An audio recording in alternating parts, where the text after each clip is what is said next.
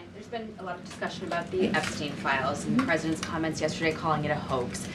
Can you clarify which part of the Epstein hoax is the hoax part?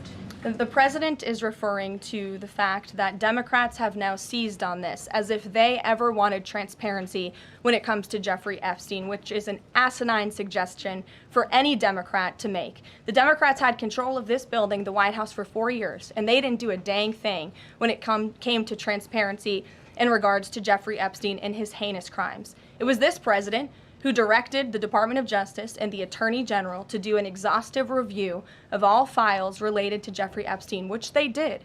The Attorney General and the FBI, led by Pam Bondi, Dan Bongino, Kash Patel, these are great patriots, some of the most trusted voices in the Republican Party movement. It's part of the reason the president appointed them to these high law enforcement positions, and they spent many months going through all of the files related to Jeffrey Epstein, and they concluded what they found in that memo, which they drafted and they released. And so the president has been transparent. He has followed through on his promises to the American people, but he doesn't like to see Democrats and the mainstream media covering this like it's the biggest story that the American people care about.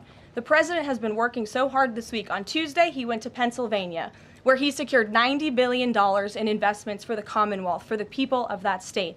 After that, he came back to the Oval Office at 8 p.m. He went in there to whip votes to get the Genius Act signed into law. And because of his efforts, that bill is now going to be signed and passed. The following day, yesterday, he meets with a foreign leader, the King of Bahrain, to secure more investments into this country. And then yesterday afternoon, the president is in the East Room of the White House mourning with parents who have lost their children because of fentanyl, signing a bipartisan piece of legislation.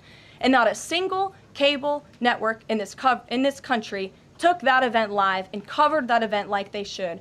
Those are the issues the president cares about. What could be more important to the American people than helping families who have lost their children? Those are the issues this president is going to remain focused on. I understand he wants to move on from this story, but you do have some prominent figures, including the Senate Majority Leader, the House Speaker, voicing support for the files to come out.